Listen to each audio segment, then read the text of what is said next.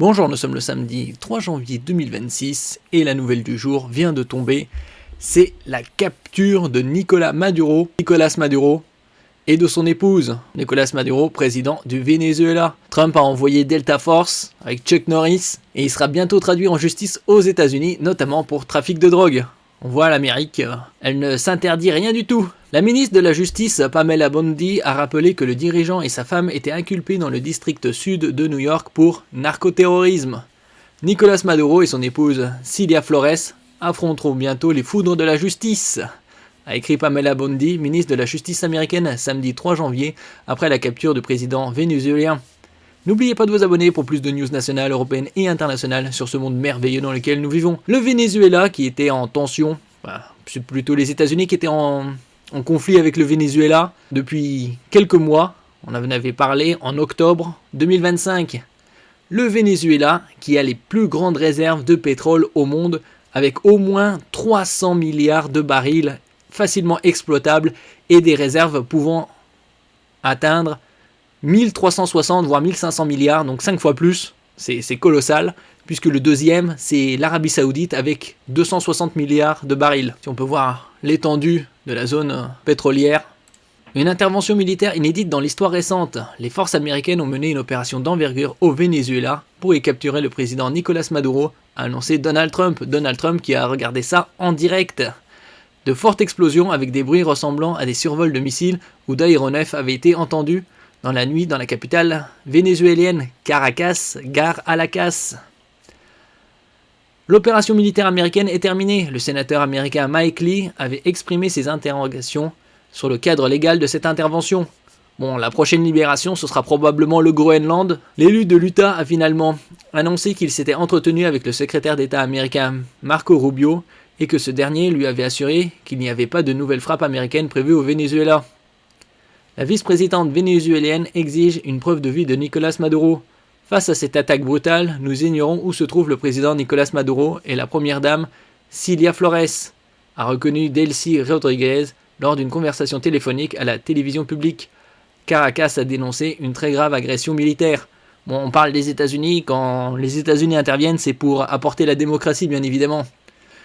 On se rappelle, il y a des années de cela, ça va faire bientôt 19 ans, donc quasi 2 décennies, avec le général Wesley Clark et l'intervention des États-Unis dans 7 pays en 5 ans, c'est plus 25 ans.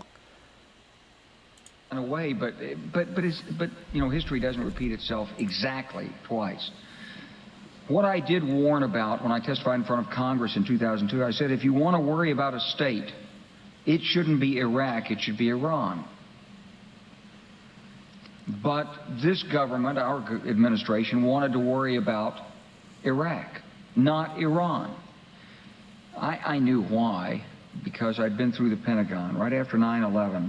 About 10 days after 9/11, I went through the Pentagon and I saw Secretary Rumsfeld and Deputy Secretary Wolfowitz. I went downstairs just to say hello to some of the people on the Joint Staff who had used to work for me. And one of the generals called me in. He said, "Sir, you got to come in. You got to come in and talk to me a second." I said, "Well, you're too busy." He said, "No." He says, "We've made the decision. We're going to war with Iraq."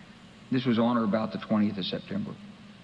I said, "We're going to war with Iraq. Why?" He said, "I don't know." Bon, c'était après le 11 septembre, ils avaient décidé d'aller en guerre contre l'Irak, bien évidemment l'Afghanistan, des guerres qui ont coûté plusieurs milliers de milliards de dollars.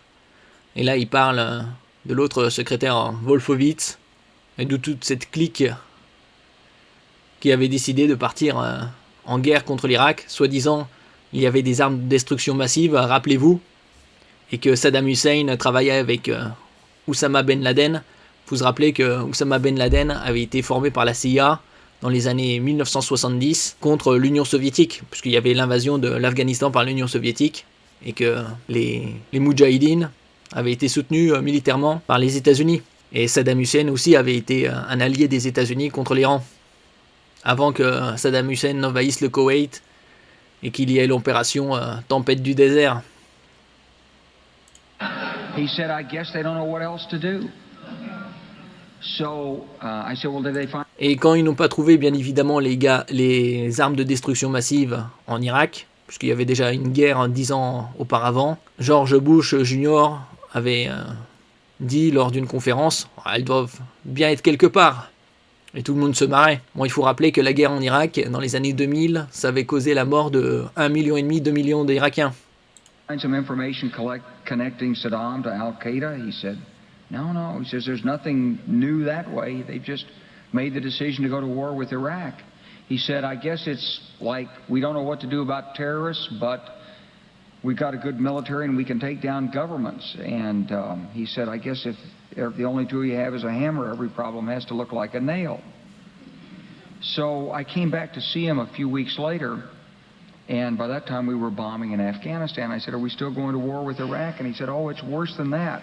He said, he reached over on his desk, he picked up a piece of paper, he said, I just got this down from upstairs, meaning the Secretary of Defense's office today, and he said, this is a memo that describes how we're going to take out 7 countries in 5 years. Donc là, il parle d'un papier qui parlait de 7 pays qui seraient on va dire à abattre en l'espace de 5 ans. Starting with Iraq and then Syria, Donc Irak, Syrie, Liban, Lebanon, Libya, Somalia, Libye, Somalie, Sudan, and finishing Soudan, off Iran. et ça se terminerait avec l'Iran. I said, is it classified? He said, yes, sir. I said, well, don't show it to me.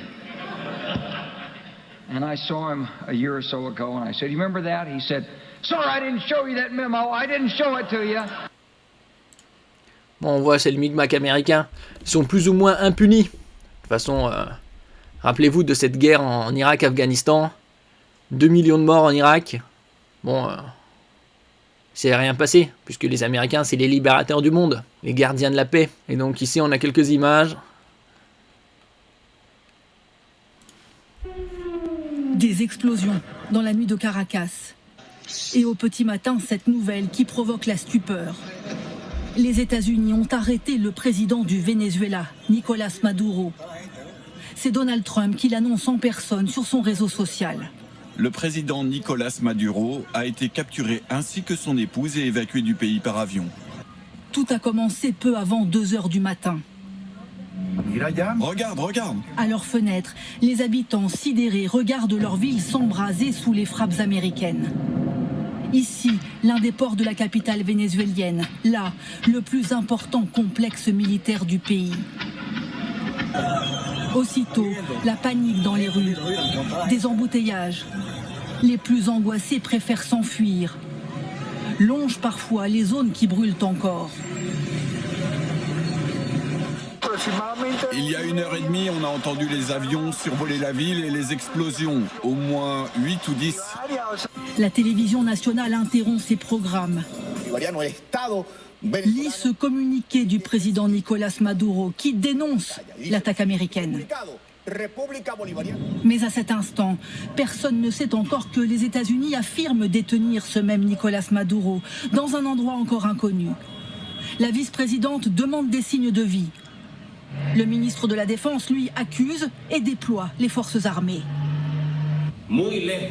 Bien loin d'une prétendue lutte contre le narcoterrorisme, cette action déplorable cherche à imposer définitivement un changement de régime et à nous soumettre au dessein de l'impérialisme nord-américain.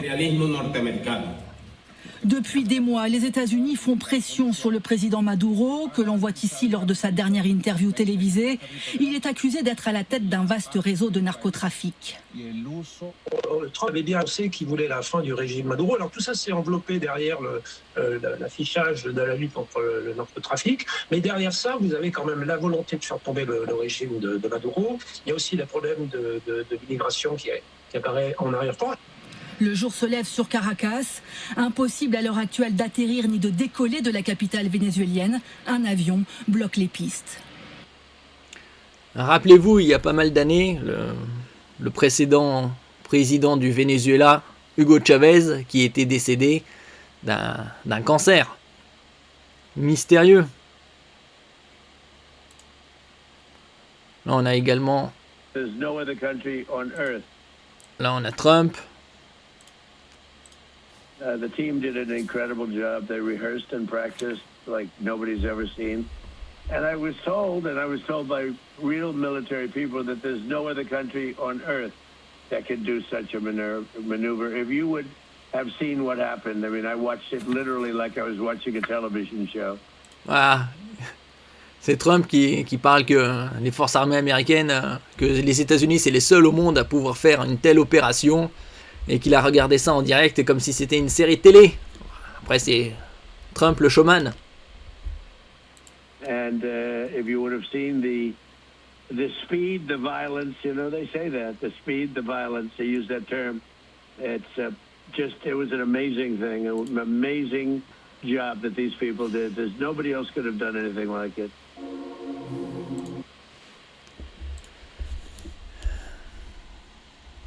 Nous verrons ce que ça aura comme impact sur les cours du pétrole dans les jours à venir.